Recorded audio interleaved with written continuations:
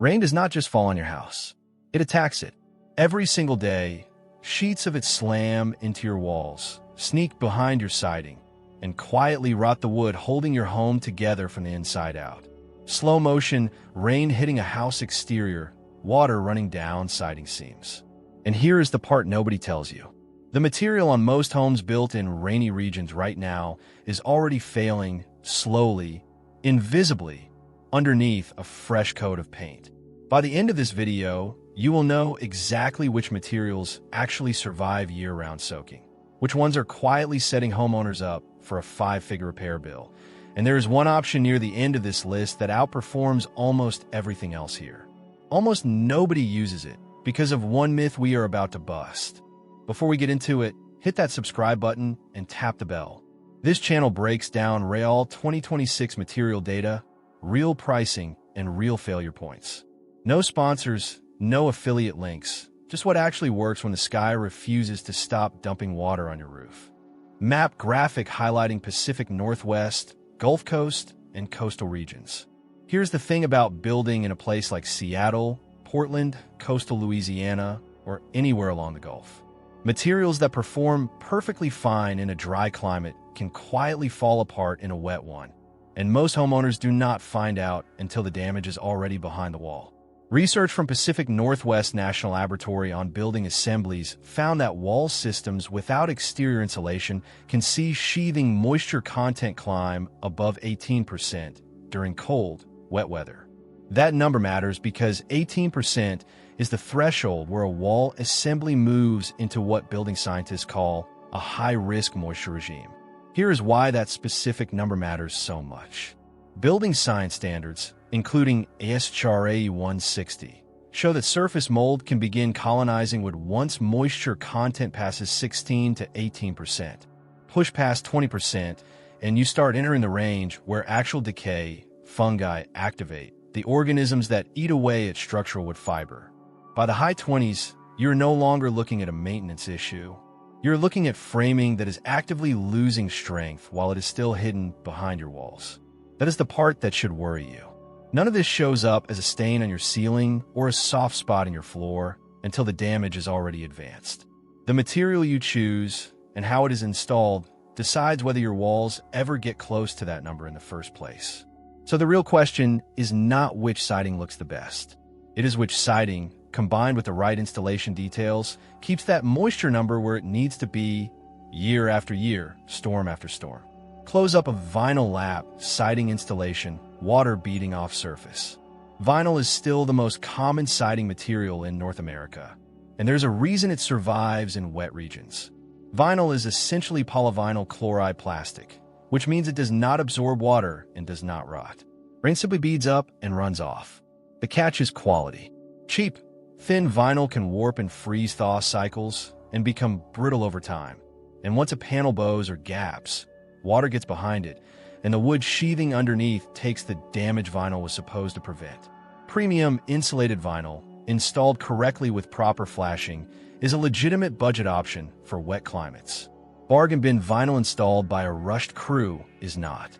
Fiber cement plank siding on a modern home, close-up of texture.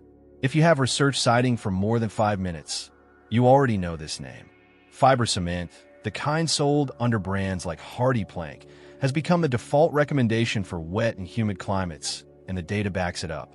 James Hardie engineers their product line specifically by climate zone, with formulations built to resist moisture, swelling, shrinkage, cracking, and rot depending on where you live. Their Hardie Zone system actually splits into 2 core formulas. HZ5 is engineered for cold, wet, freeze-thaw regions, the kind of climate where materials expand and contract through winter. HZ10 is engineered for hot, humid, coastal conditions, where the threat is constant moisture and heat rather than freezing. Buying the wrong zone formula for your region is a mistake that can quietly shorten the lifespan of an otherwise excellent product. It is heavier than vinyl. It requires professional installation, and it costs more upfront, generally sitting in the mid-tier price range compared to vinyl on the low end and masonry on the high end. But it resists fire, it resists warping, and with repainting roughly every 15 years, It holds up far longer than raw wood ever will, as long as the cut ends are properly sealed during installation, since an exposed, unsealed edge is one of the few ways moisture can still get in. For a tiny house or a small footprint build, fiber cement panels remain one of the most defensible choices you can make if the site sees heavy annual rainfall. Standing seam metal panel siding, rain running off in sheets.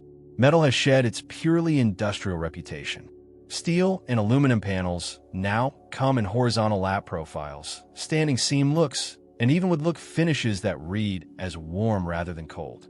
In wet climates, metal's biggest advantage is that it simply does not absorb moisture. It sheds water fast. It resists rot completely, since there is no organic material for mold to feed on, and a quality coating resists corrosion for decades. The trade-offs are real too. Metal can dent. It can be noisy in heavy rain if it is not properly furred out from the wall, and every seam, corner, and penetration needs careful detailing, because metal has zero tolerance for sloppy flashing work. Stone veneer facade close-up, water running off dense stone surface. Brick has been a wet climate performer for centuries because its dense structure simply does not absorb much water. Stone veneer, whether natural or manufactured, works on the same principle. Here is the detail almost every homeowner misses. Brick and stone veneer are not waterproof walls by themselves. Building scientists actually classify them as reservoir claddings, which means the material itself absorbs and holds water rather than shedding it instantly. That stored moisture then gets pushed inward toward your living space once the sun heats the exterior surface, a process called solar vapor drive. It sounds technical, but the takeaway is simple. Water can still work its way behind the masonry over time, which is why a drainage plane, weep holes at the base, and proper flashing behind the veneer is not optional.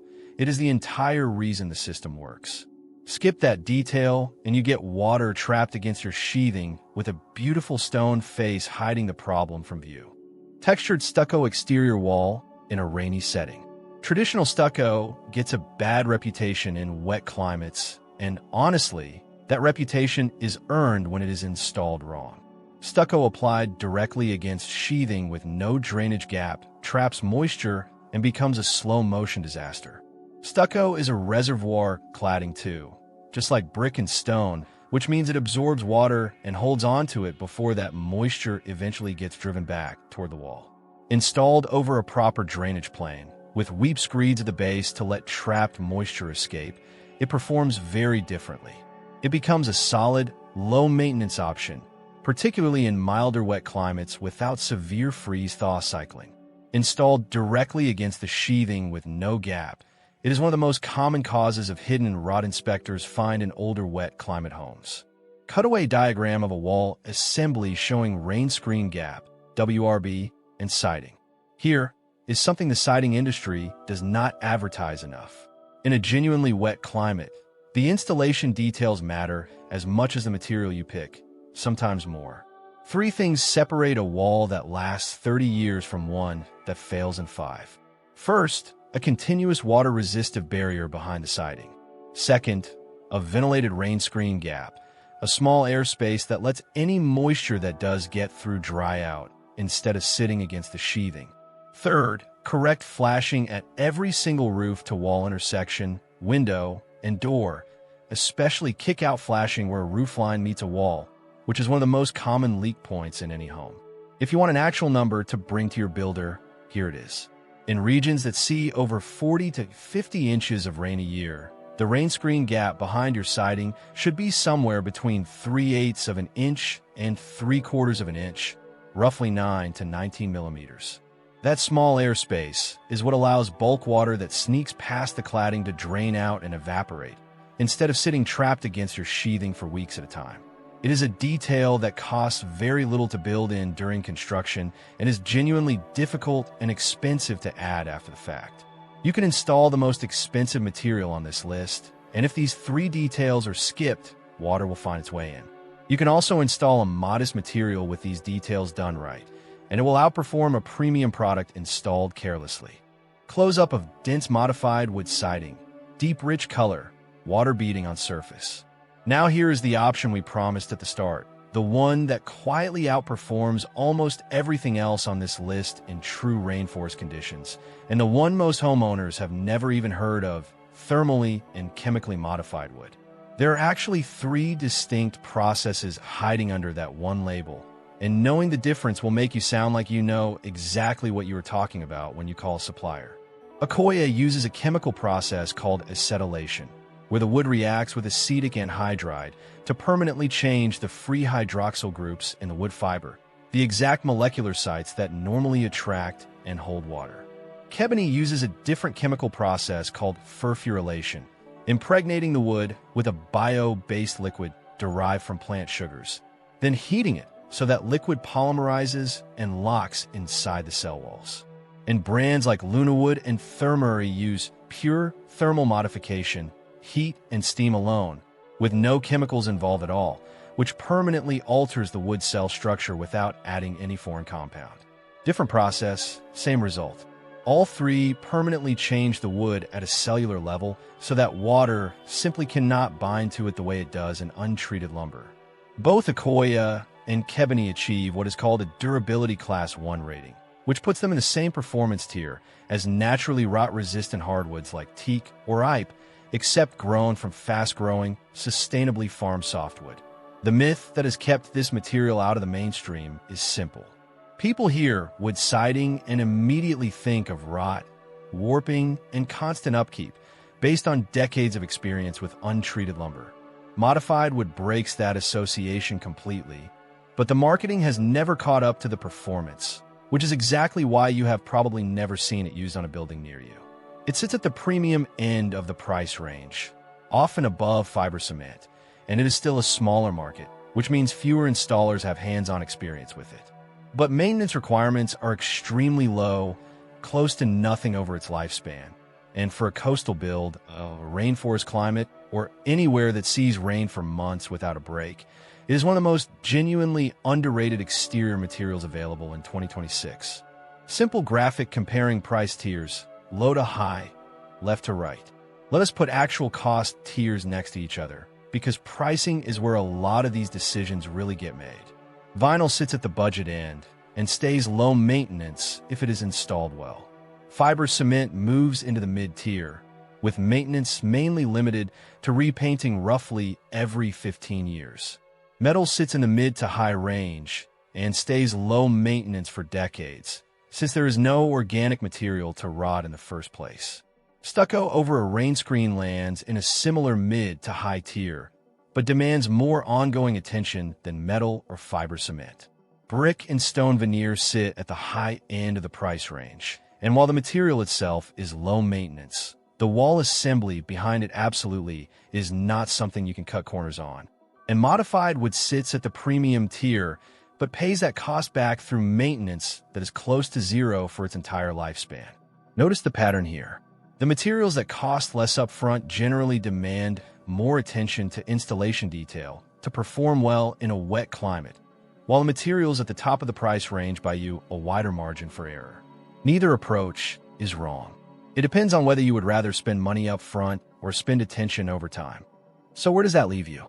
If budget is the deciding factor and you need something reliable, premium vinyl over a proper rainscreen is a defensible choice. If you want the industry standard with decades of proven performance, fiber cement is hard to beat. If you want a modern look with essentially zero rot risk, metal siding is worth serious consideration. And if you want the warmth of real wood without the maintenance nightmare that comes with it, modified wood deserves a much closer look than most people give it. None of these decisions matter, though, if the water-resistive barrier, the rain screen gap, and the flashing are not done correctly. That is the part of this entire conversation that gets skipped the most, and it is the part that decides whether your home is still standing strong in 20 years or quietly rotting behind a wall you cannot see.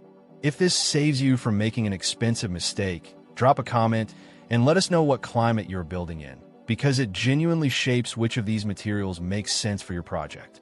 Subscribe for more honest, research-backed breakdowns with zero sponsored fluff. And if you want to see how these materials actually get used on real tiny house builds, the next video on this channel walks through exactly that. We will see you there.